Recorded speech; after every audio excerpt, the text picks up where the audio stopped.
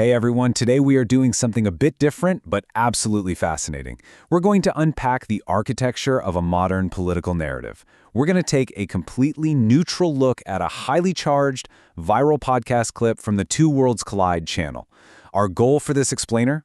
To figure out exactly how these totally disparate political and social issues get woven together to create one massive, unified worldview. Okay, let's dive right into this. To make sense of this rather sprawling argument, we're going to organize their claims into 6 logical buckets: the allegation, cultural indoctrination, expanding government, dismantling wealth, immigration, and finally, the nationalist response. Starting off with Part 1, the allegation, or as it's described, a wolf in sheep's clothing. Now, every grand narrative has to start somewhere, right? For this speaker, the whole thing kicked off with a Joe Rogan episode that claimed the UK Labour Party was influenced by something called the Fabian Society. Well, that sent our speakers straight down a rabbit hole, looking for that exact same alleged presence right here in Australian politics. So how do they define this group? The podcaster characterizes the Fabian Society as a covert operation, literally operating under a wolf in sheep's clothing logo, that wants to push a socialist agenda. But, and this is key, they claim it's not happening through some violent revolution, but through a deliberate, quote, slow drip feed. And just to show you the sheer scale of what the speaker believes is happening, they list off a veritable who's who of Australian politics. We're talking huge names here, from former prime ministers like Paul Keating and Julia Gillard, all the way up to the current prime minister Anthony Albanese. By dropping these names, the speaker is basically building this massive, systemic web of alleged control right before our eyes. Which brings us to Part 2, infiltration and cultural indoctrination. So you might be wondering, if this society is doing a slow drip feed of socialism, what does that actually look like day to day? Well, the speaker points squarely at the education system. In this direct quote, they claim that universities are ground zero for indoctrination. They specifically call out modern teachings on gender ideology and the concept of stolen land. In the speaker's framework, these aren't just progressive academic theories, they're seen as deliberate weapons used to fill kids' minds with what they bluntly call garbage. And this plays into a very specific step-by-step agenda in the podcaster's mind. Step 1, indoctrinate the youth at universities. Step 2, launch ideological attacks on the military members who fought and bled for the country. And Step 3, the ultimate goal, completely erode Australian national pride from the inside out. It's basically your classic domino effect narrative. All right, Part 3, expanding government and creating dependency. Now, what's really interesting here is how the speaker seamlessly shifts gears from cultural grievances to hard economic claims. They're trying to prove the government is actively engineering dependency.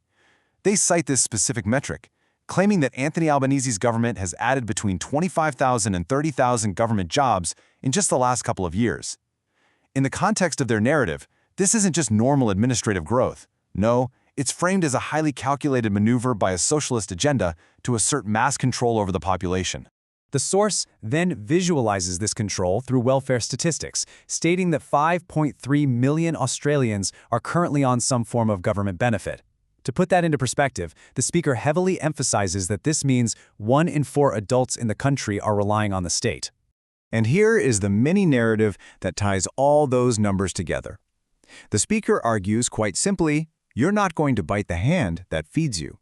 So in their eyes, welfare dependency isn't about having a social safety net. It's a strategic, calculated tool designed to permanently neutralize any political opposition and keep people compliant.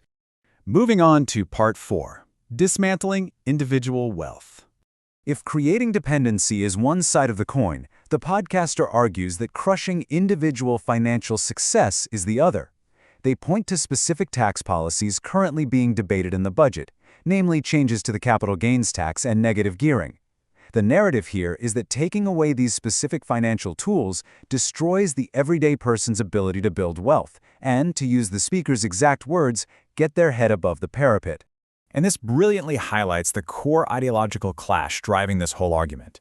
The speaker draws a really sharp contrast. They see individual capitalism as this vital freedom that lets people actually get ahead in life. Socialism, on the flip side, is framed as this oppressive system that intentionally forces everyone down to a baseline of mediocrity, purely so the government can maintain mass control. Okay, Part 5, Immigration and National Identity. Next, the speaker takes one of the most hot-button issues out there today, mass immigration, and folds it right into this overarching socialist conspiracy. The language used is incredibly charged. They claim that socialism is, quote, flooding us with half the planet every single year. So they aren't framing this as natural migration or economic policy. It's described as a deliberate weapon driven by what they call suicidal empathy, aimed directly at destroying national identity. Which of course begs the question, where does the speaker actually think this is all leading? What is their ultimate, dark prediction for the future of Western systems? Well, they look straight at the United Kingdom as their major warning sign. The speaker claims that incoming populations will inevitably just take over the host system, and they specifically point to fears of Sharia law in some areas of the UK as their proof that Western societal structures are being actively pushed out. And that brings us to our final section, Part 6, the nationalist response. After laying out this massive theory covering infiltration, economics, and immigration, the speaker pivots to history. They ask a pretty pointed rhetorical question: where has socialism ever worked before? And to answer their own question, they rattle off a list of failed socialist states. And honestly, it is a wildly eclectic list. You've got historical sovereign nations like the USSR and Cuba, then you have a US state, California, and remarkably, grouping it right alongside the Soviet Union, you have a single Australian city, Melbourne. So, what's the big takeaway? What does the speaker actually want the listener to do about all this?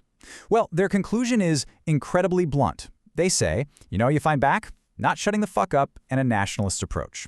They are fiercely urging their audience to adopt a loud, unapologetic nationalist stance and absolutely refuse to be silenced. When you really take a step back and look at the anatomy of this narrative, it's pretty remarkable how it's constructed. I mean, the podcaster has taken entirely separate issues, tax policy on negative gearing, gender studies in universities, national immigration rates, and a historic British socialist society, and woven them all together into one massive, unified web of conspiratorial infiltration. Which leaves us with a really critical question to chew on regarding modern populist media. When political discourse relies on packaging every complex, distinct issue into one grand conspiracy of infiltration, how does that shape our ability to objectively debate the actual policies themselves? It's definitely something to keep in mind the next time you stumble across a viral political rant. Thanks so much for joining us for this explainer, and we will see you next time.